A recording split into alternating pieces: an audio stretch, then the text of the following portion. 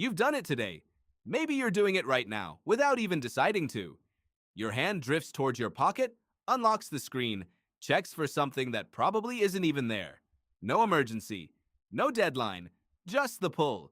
And the strangest part is you don't even remember choosing to do it. So what if the urge to check your phone has almost nothing to do with the phone itself, and almost everything to do with a hunting instinct that's tens of thousands of years old? Start with a basic observation. You don't check your phone the way you check the time. Checking the time is calm, deliberate, done once and finished. Checking your phone is compulsive, repeated, and strangely unsatisfying even when there's something there. Why would one habit feel so different from the other? The answer starts with a psychologist named B.F. Skinner, who ran a series of experiments in the mid-20th century that would end up explaining your phone almost 100 years before it existed. Skinner placed animals in a box with a lever. Press the lever, sometimes a reward comes out. Not every time. Not on any predictable schedule. Just sometimes. Skinner found something remarkable. Animals on this kind of unpredictable reward schedule pressed the lever far more obsessively than animals who got a reward every single time they pressed it. Predictable rewards created predictable behavior. Unpredictable rewards created something closer to addiction. Your phone runs on exactly that schedule.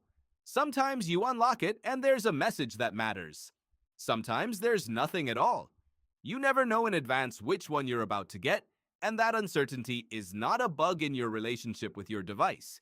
It's the entire mechanism. But why would your brain be so exquisitely sensitive to unpredictable rewards in the first place? This is where the story goes further back than Skinner's lab, back tens of thousands of years, to a behavior your ancestors depended on for survival. Foraging. Imagine walking through unfamiliar terrain, searching for food that could be anywhere. Berries under one bush, nothing under the next. A patch of edible roots 200 steps later, or maybe not for another mile. Foraging, unlike farming, offers no guaranteed schedule. You cannot predict exactly when the next reward will appear, only that continuing to search improves your odds. The neuroscientist Wolfram Schultz spent decades studying how the brain responds to rewards, and one of his central findings involves a chemical you've almost certainly heard of, dopamine. Schultz discovered that dopamine doesn't spike most strongly when you receive a reward. It spikes most strongly in anticipation of an uncertain one. The chemical rush isn't really about the berries. It's about not knowing whether the next bush will have any. Your ancestors who felt a stronger pull toward uncertain, scattered rewards searched harder, wider, and longer. And searching harder, on average, meant eating more often. That restless, itchy urge to check one more spot wasn't a flaw in their psychology. It was the exact trait that kept them alive through lean seasons when food refused to sit still and predictable. You inherited that same nervous system, it just doesn't know the difference between a bush and a notification screen. Here's where it gets uncomfortable. The neuroscientist Kent Berridge, working alongside colleagues studying reward circuitry, drew out an important distinction most people never think to make. Wanting and liking are not the same brain system. Wanting is the dopamine-driven urge to seek something out. Liking is the actual pleasure you feel once you have it. Under normal conditions, these two systems stay roughly in sync. You want a snack, you eat it, you feel satisfied, the wanting fades. But certain environments can pry these two systems apart, cranking wanting up far higher than liking ever follows. Berridge's research suggests this gap, wanting something intensely while barely enjoying it once you get it, sits at the center of compulsive behavior. Think about the last time you checked your phone, found nothing interesting, and immediately checked it again 30 seconds later. That's the gap in action. The wanting fired. The liking never showed up to match it. And instead of that mismatch teaching your brain to stop searching, it often does the opposite. It keeps the searching circuit running, hungry, unresolved, looking for the next patch of berries that might finally satisfy it. Modern technology didn't invent this vulnerability. It discovered it, and then built an entire industry around triggering it as efficiently as possible.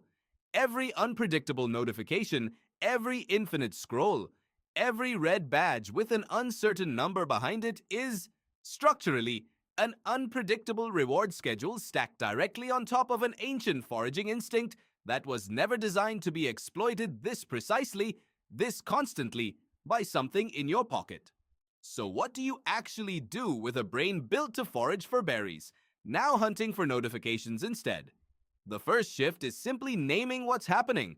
That pull toward your pocket isn't weakness, and it isn't proof that you lack discipline. It's a foraging circuit doing exactly what it evolved to do, responding to exactly the kind of unpredictable reward pattern it was built to chase. Once you can see the mechanism, the compulsion stops feeling like a personal failing and starts looking like an old, honest instinct being aimed at the wrong target. The second shift is more practical. Because this circuit runs on unpredictability, removing unpredictability weakens its pull. Turning off notifications doesn't just reduce interruptions, it removes the variable reward schedule your dopamine system is quietly, tirelessly tracking. A phone that buzzes at unknown intervals keeps the foraging instinct engaged. A phone you check on your own schedule deliberately gives that same ancient circuit nothing left to chase. You've done it today. Maybe you're doing it right now, hand drifting back toward your pocket before you've even noticed the thought forming. But that pull was never really about the phone.